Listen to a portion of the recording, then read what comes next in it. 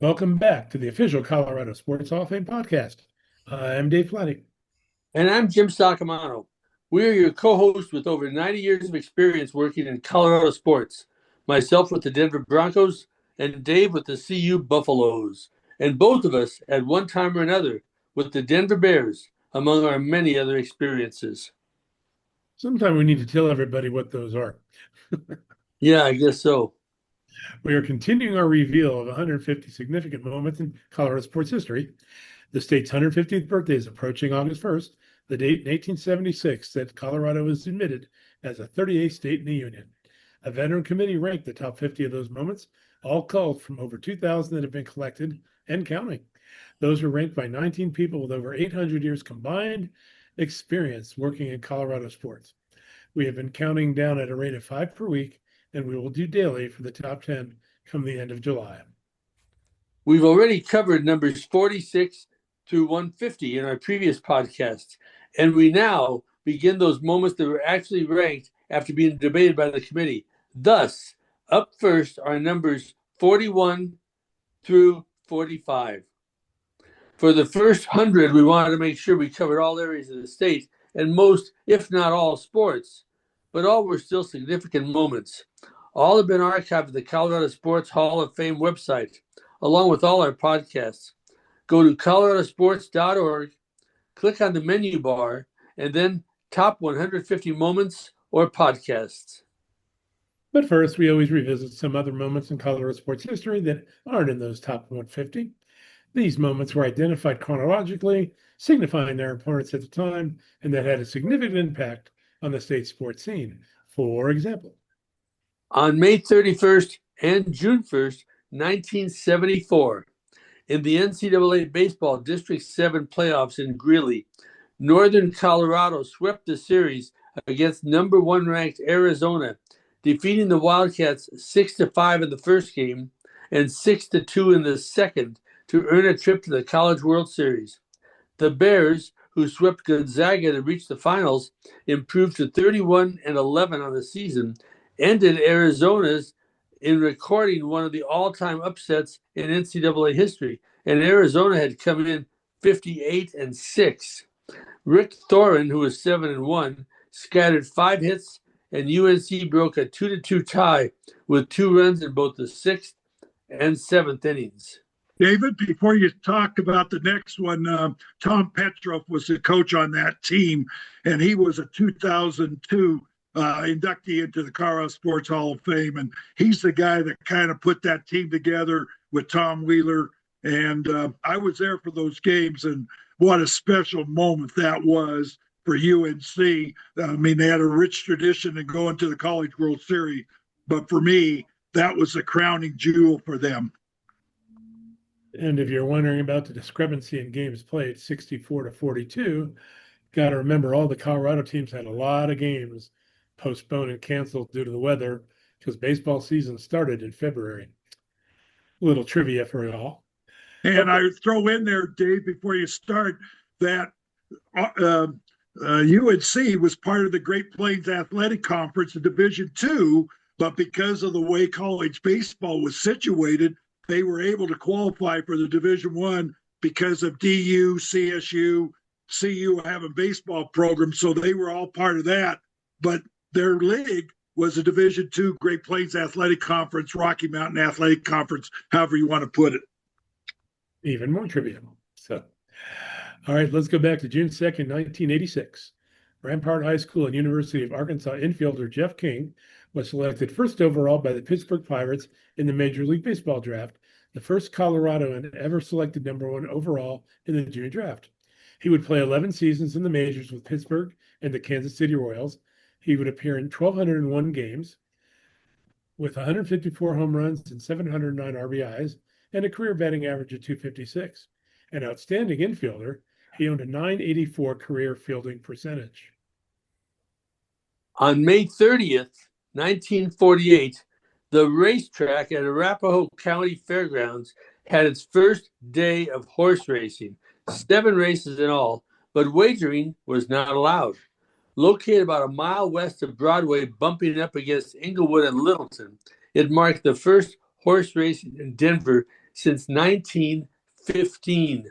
Over 4,000 spectators turned out to welcome the return of racing, the first a quarter-mile affair with a post time of 1:30. Carl Craig's Big Boy won the race in 25.4 seconds, with Little Miss second and Mr. Roy third. Those horses are long gone. They are indeed. As are their jockeys. So, all right, that was cold. Anyway, and on May 30th, 1979, fresh off leading the Boston Bruins to 5 playoff appearances in as many seasons as their head coach, Don Cherry was named the same for the NHL's Colorado Rockies. Flamboyant, he would coach the team for just one season, with the Rockies missing the playoffs with a 1948-13 record. That equaled 51 points back then. Nowadays, it would be in the 70s with a scoring system. The team never recovered from a 1-7-2 start, with 3 winless 9-game stretches dooming the season. They were 0-7-2, 0-6-4, and 0-7-2 again, and no stretches. Cherry retired from coaching after the 79-80 season and went on to become a respected analyst on televised games in the U.S. and Canada, known for his, how should we say, obnoxious Haywood Hale Bruins sports coats. This is Mark Johnson, voice of the Colorado Buffaloes. As we count down the greatest moments in Colorado sports history, it's worth remembering that great sports moments don't just happen. They're built on preparation, resilience, and staying healthy. And in Colorado, a great sports moment can mean something different to everyone, from Hall of Fame athletes to anyone who simply wants to keep moving. Whether you're chasing championships, personal bests, or just a pain-free morning run, the team at CU Sports Medicine and Performance Center delivers exceptional sports medicine care, from prevention and recovery to performance. Founded right here in Boulder, the CU Sports Medicine and Performance Center brings together CU medicine providers and Boulder community health clinicians to provide comprehensive care that's close to home and rooted in the community they serve. Learn more at cusportsmedicincenter.com.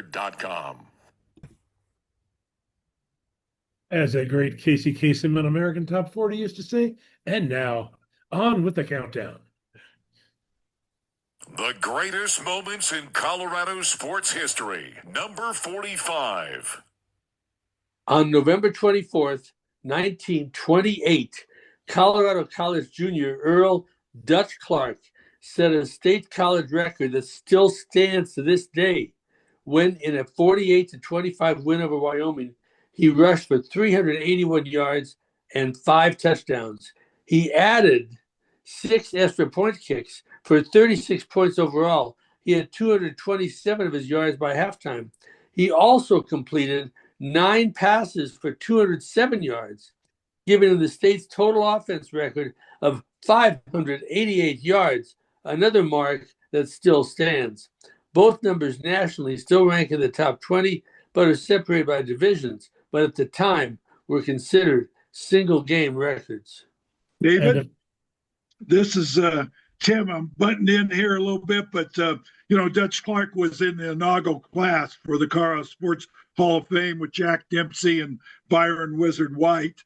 And, of course, he's a Pebble Central graduate, and the football stadium in Pebble, the high school stadium, is the Dutch Clark Stadium. So there you have it. The greatest moments in Colorado sports history, number 44. On December 14th, 1996, the Northern Colorado Bears got on a roll at the right time, as after a 5-3 start, they reeled off 7 wins in a row, 4 coming in the NCAA Division II playoffs.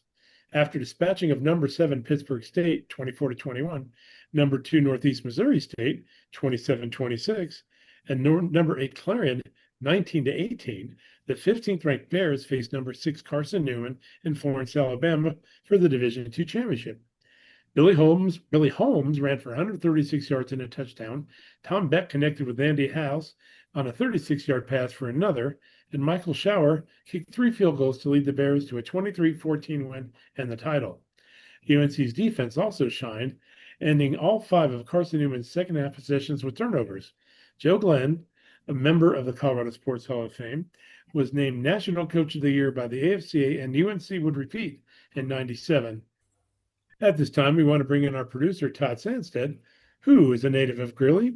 and has a story to tell. Well, Dave, Tim, and Jim, this is one of my most treasured sports memories going back to when Northern was playing number 6 Carson Newman. And I was living in Knoxville, Tennessee at the time. And one of my close friends and neighbors down the street was current Colorado men's basketball coach Tad Boyle, who was an assistant for the Tennessee Vols during that time. And he and I were big Joe Glenn fans, and we also had mutual friends in Marty English, who was the cousin of CU All-American punter Keith English. And we went over to visit with the team before the game.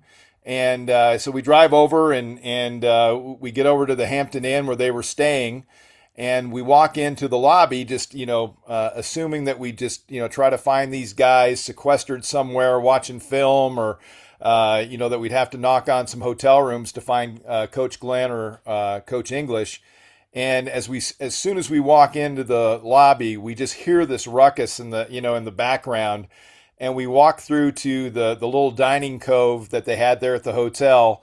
And there was Joe Glenn playing the piano and leading people in the fight song and all kinds of different music renditions that he was putting on. And everyone was just having the most wonderful time. And I'm like, wow, they're playing tomorrow for a pretty big prize, or at least a step in the prize. And sure enough, they end up pulling off a big win there and beating a really good team. But I just will always remember Coach Glenn just wanting to take care of everybody and making sure that everybody was having a good time. And when he saw Tad and I, he made an immediate beeline for us and hugged us and thanked us for coming over. And just a class act, and certainly a great time in UNC history. It was wonderful. And offline, we were talking about how, as induction speech of the Carter Hall of Fame, was one of the funniest ever. He was telling story after story. And the one I'll always remember is he was staying on the 3rd floor at some hotel, and there were these bolts and the carpet in the room. So he unscrewed them, which let a chandelier fly to the ground in the ballroom below him. Cracked the place up, those of you who were there recall. The greatest moments in Colorado sports history, number 43. On January 9th, 1999, after becoming only the 4th player in NFL history to rush for 2,000 yards in a season, Denver's Terrell Davis was named the Associated Press NFL Most Valuable Player. In leading Denver to a 14-2 record and an eventual Super Bowl win over Atlanta, he ran for 2,008 yards and 21 touchdowns. He nearly doubled the votes of runner-up Minnesota quarterback Randall Cunningham. He ran for 100-plus yards in a game 11 times, with a high of 208 at Seattle. He had 3 more in the playoffs, aiding Denver's back-to-back Super Bowl wins. Davis also won AP's Offensive Player of the Year honor. And you guys may not know this, and our listeners may not, but he is the only player in the Pro Football Hall of Fame and the only player in history to be named NFL MVP, NFL Super Bowl MVP, gained for 2,000 yards rushing, and in their back-to-back Super Bowl wins, he had 7 consecutive games, all 100 yards rushing, all victories. I think that's going to be a very tough one to beat. I'd concur.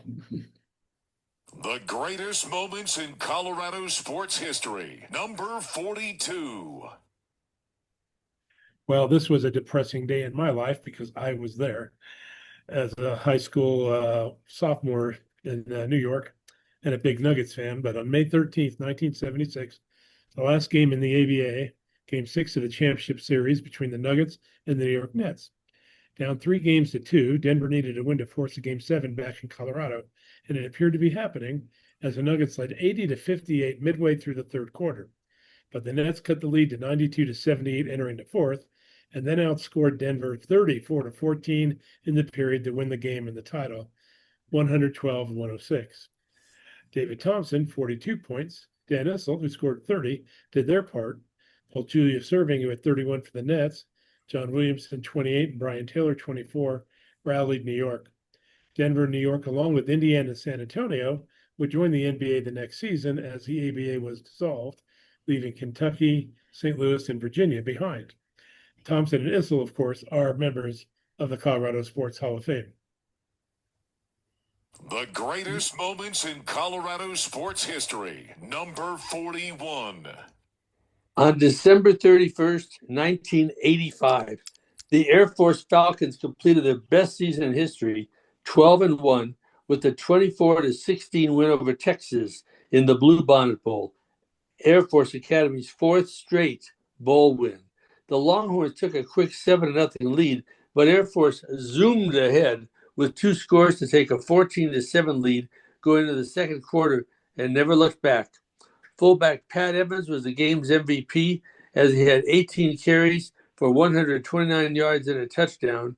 The Falcons were co-champions of the WAC. Texas, the Southwest Conference runner-up, finished 8-4. Jim and Dave, this is Tim adding a little thing. Of course, Fisher DeBerry went in the Colorado Sports Hall of Fame, the coach, in 2008. Troy Calhoun was on that team. He was a freshman that year. And Chad Henning was a sophomore who went into the Colorado Sports Hall of Fame in 2005. And 2 years later, he was the Outland Trophy winner. So that was kind of special. Wanted to add one note on number 42. That game also had Chuck Williams, who was the Colorado Sports Hall of Famer, Larry Brown, Doug Moe, and of course the leader of the franchise at that time was Carl Scheer, who's also in the Colorado Sports Hall of Fame. So you can see that Colorado Sports Hall of Fame has a lot of inductees in these 5 big moments. It sure does. They're going to have a lot in the next 42. All right. Well, we do hope you're enjoying our podcast and reminiscing with our trips down memory lane. Let's thank our sponsors, Pasta J's of Boulder, 10th and Pearl Street off the mall, CE Sports Medicine, Tim's Colorado Collegiate Chronicle, and Mark Johnson for introducing each moment's number. That's a wrap on our 31st podcast. Tune in next week for the next reveal of the state's top 150 moments, numbers 36 through 40. And a reminder that the Colorado Sports Hall of Fame offers tours of its museum and the stadium, as well as Empower Field at Mile High.